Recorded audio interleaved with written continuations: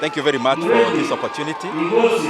Myself and of course the other graduates who are graduating today from the University of Nairobi, we are very, very happy and excited for this opportunity. And of course the period we have had in terms of learning, it has been a very exciting opportunity to interact with Kenyans, to interact with classmates, and of course to learn much more than what we knew before. I was pursuing Masters of Arts in Economics, and I have found that University of Nairobi is very efficient when it comes to administration and when also it comes to academics. Because most of my classmates, they have taken very good time here in campus without necessarily being delayed a lot. And it cuts across, and I'm very glad that we have a lot of efficiency in the University of Nairobi. The only thing I have noted, which I may want to raise for all of us as leaders to be aware of and also do something about it. I got an opportunity to be invited for the dinners for some of the people who are graduating today when they were finalizing their classwork.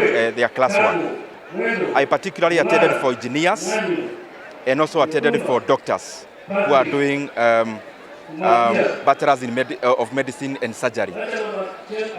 And some of the demographics actually are very not encouraging, because I found that majority of the people who are now accessing those very prestigious courses like engineering, like medicine, there are very few from families that are not well-to-do financially. That is a wake-up call for all of us as leaders, because we need to see many people who went to day schools. We need to see many people from villages, village schools, pursuing those prestigious courses. But the current demographics, I think it leaves a lot for us to do as leaders. And lastly, we have had a lot of back and forth when it comes to the funding of education, and especially from government. We have seen different government officials contradicting the start of government when it comes to funding of basic education. And I want to request all of them, Ministry of Education and the National Treasury. There is nothing here to do in terms of back and forth, because the primacy of education when it comes to economic growth in Kenya cannot be gainsaid. And therefore, those who are concerned must continue funding education in entirety. We have seen that we have now decimated capitation for our schools, that even actually this year, we are on a 7-year low when it comes to funding of basic education. That's not a very good trajectory, because the basis at which economies grow is the basis of skills and knowledge, and of course education holistically. And therefore we call upon the National Treasury, tafadhali, hii pesa ya capitation, you have to keep releasing in good time so that our schools can run efficiently, our schools, and especially the secondary schools, can run without this financial handicap. And lastly, when it comes to funding for the higher education, we also need much more. We need much more in terms of research.